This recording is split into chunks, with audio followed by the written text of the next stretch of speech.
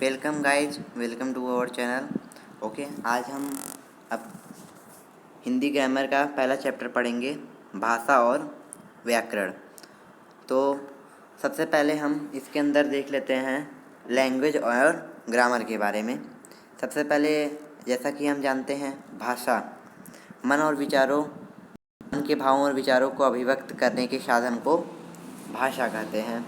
Okay, भाषा के भेद, जैसा कि हम जानते हैं, भाषा के मुख्यतः 3 भेद होते हैं: मौखिक भाषा, लिखित भाषा और सांकेतिक भाषा। तो मौखिक भाषा किसे कहते हैं? मौखिक भाषा कहते हैं जिन भाषा को हम अपने मुंह से बोलकर किसी दूसरे को समझाते हैं या फिर अपने विचारों को आदान प्रदान करते हैं, उसे मौखिक भाषा कहते हैं। ठीक है। तो उसके बाद आता है लिखित भाषा। लिखित भाषा किसे कहते हैं?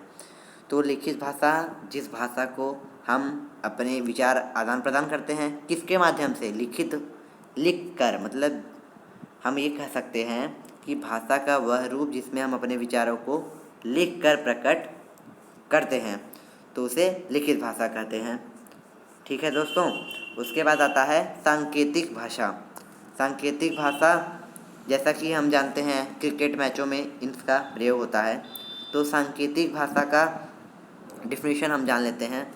भाषा का वह रूप जिसे हम अपने विचारों के संकेतों के माध्यम से, मतलब हम अपने संकेतों के माध्यम से उसके अंदर बातचीत करते हैं, तो उसे सांकेतिक भाषा कहते हैं। उसके बाद आता है विभिन्न भाषाएं हम पढ़ते हैं, जैसा कि परीक्षाओं में पूछता है कि मातृभाषा किसे कहते हैं, राजभाषा किसे कहते हैं और राष्ट्रभाषा।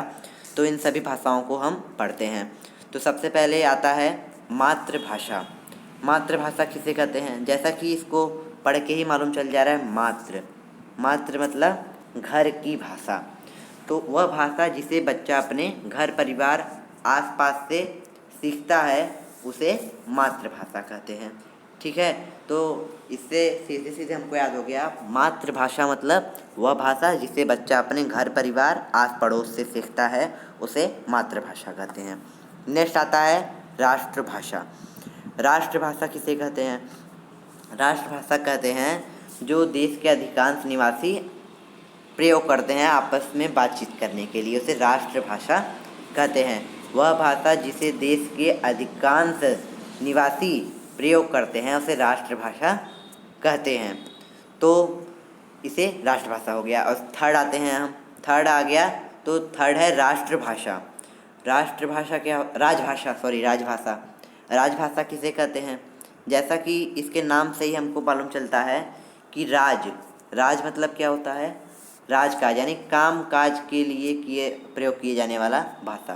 तो वह भाषा जिसका प्रयोग देश के कार्यालयों में काम काज के लिए प्रयोग किया जाता है, उसे राजभाषा कहते हैं। उसके बाद आता है संपर्क भाषा। तो संपर्क भाषा किसे कहते हैं? संपर्क भाषा का क्या अर्थ होता है? संपर्क की भाषा, वो भाषा जो संपर्क करने के लिए प्रयोग किया जाता है।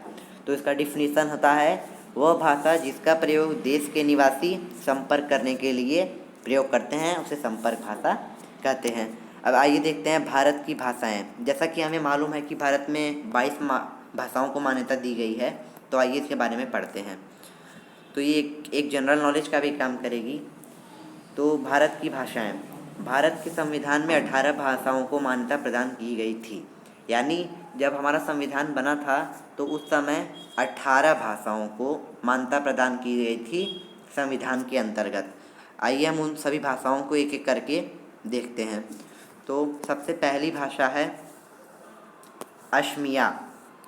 असमिया सबसे पहली भाषा है। उसके बाद उड़िया, उसके बाद उर्दू, उसके बाद कन्नड़, फिफ्थ कश्मीरी, सिक्स जो है वो कोकड़ी, और 7 गुजराती, 8 तमिल और 9 तेलुगु, 10 मलयालम, 11 मराठी और 12 है पंजाबी, 13 है बंगला, 14 है नेपाल, 15 है मणिपुरी, 16 है संस्कृत, 17 है सिंधी, 18 है हिंदी। उसके बाद आइए हम यहाँ पे कुछ और चीज़ों के बारे में पढ़ते हैं। जैसा कि हमें मालूम है कि इस समय प्रेजेंट में 22 भाषाएं हैं, तो और अब इनकी संख्या 22 हो गई है। तो प्रेजेंट में ये जो 18 भाषाएं थी संविधान में, उसको बढ़ाकर 22 भाषा कर दी गई है, जिसमें से पहली भाषा जो है वो है डोगरी, दूसरी है बोंडो, तीसरी है मैथिली, चौथी है शांथाली। ओके, तो ये सारे 4 भाषाएं हैं जो अभी अभी बढ़ी हैं, मतलब 18 भाषाओं से ये 22 भाषाएं हो गई हैं। आइए नेक्स्ट पेज पे चलते हैं। अगर आपको स्क्रीनशॉट लेना है तो आप स्क्रीनशॉट ले सकते हैं, या पहले पेज का भी ले सकते हैं आप।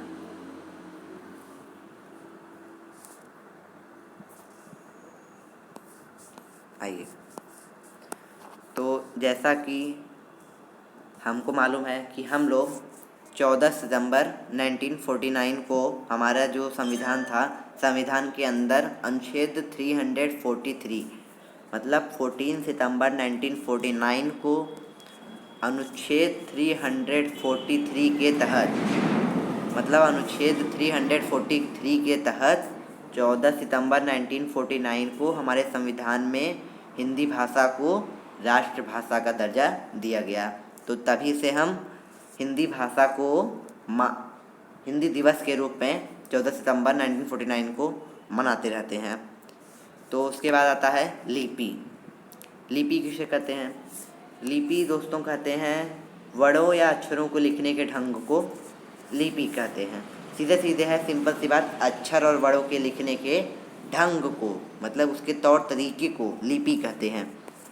उसके बाद आइए कुछ हम लिपियों के बारे में पढ़ते हैं। जैसे हिंदी की हमें मालूम है, हिंदी, संस्कृत, मराठी, नेपाली, इन सभी की लिपि क्या है? देवनागरी है। ओके, हिंदी की लिपि हमको तो अधिकतर मालूम रहता है, लेकिन संस्कृत, मराठी, नेपाली, इन तीनों की जो लिपि है वो देवनागरी है। और अंग्रेजी, फ्रेंच, जर्मन, स्पेनिश, इन सभी की जो लिपि है वो रोमन है। और पंजाबी की जो लिपि है वो गुरुमुखी है। रूसी और बुल्गारियन की सिरिलिका है। चीन की कांजी है।